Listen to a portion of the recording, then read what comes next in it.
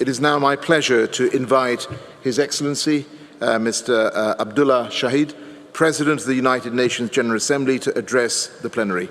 Excellency, you have the floor.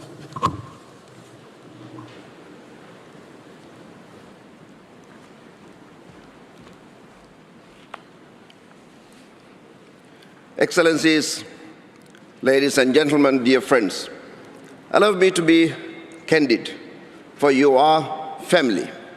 We are facing an existential crisis. We have the capacity and resources to address this crisis, but we are simply not doing enough.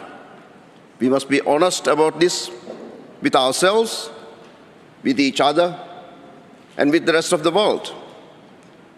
We have had decades to argue the facts about climate change, but the power of renewables, about the fine details of monitoring or cost sharing. Yet, we have still failed to act with the conviction and determination required. That may be a hard truth, but it is the truth. Another truth, we are entirely capable of turning this around if we so choose. Excellencies, since assuming the role of the President of the General Assembly, I've heard more about climate change than any other subject. I heard it from every single world leader and delegate at the high-level week. I heard it on my travels from youth, from civil society, from local leaders, and from women's groups. I heard it last Tuesday at the General Assembly meeting on climate change that I convened ahead of COP26. While the intensity of their tones varied, their messages were one and the same.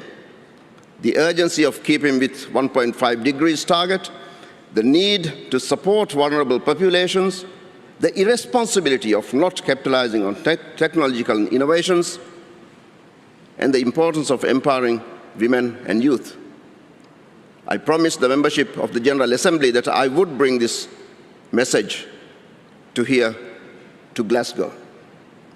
First, renewable technologies are now among the cheapest on the planet and command strong public support. With the news that climate finance will not reach the promised goal of 100 billion annually until 2023, we must accelerate our efforts to ensure that all countries have access to the latest technological innovations. Second, nearly $100 trillion have been pledged to net zero targets by the private sector. Yet, it is unclear how they will be utilized, prioritized, or measured. It is imperative that their contributions are as efficient and impactful as possible. Third, we must maintain focus on adaptation, particularly for vulnerable countries. We must ensure there is an even 50-50 split in adaptation and mitigation financing. Fourth, green jobs are the future, promising both economic prosperity and environmental sustainability. We owe to the world's almost 1.8 billion youth to not only make the transition to blue and green economies, but to also invest in their skills and tap into their energies to make that transition viable. Excellencies, 6 years ago in Paris, we celebrated an agreement that committed us to keeping global temperatures from rising above 1.5 degrees.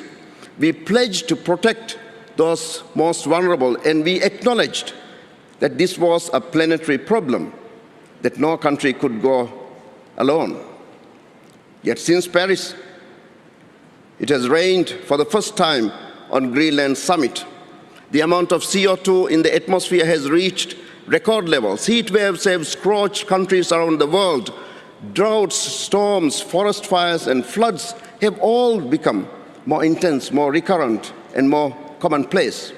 And sea levels are rising, threatening small island states and coastal communities alike. My friends, we have the science, we have the resources, we agree on the urgency. What then is holding us back? My dear friends, only one variable remains, and it is us.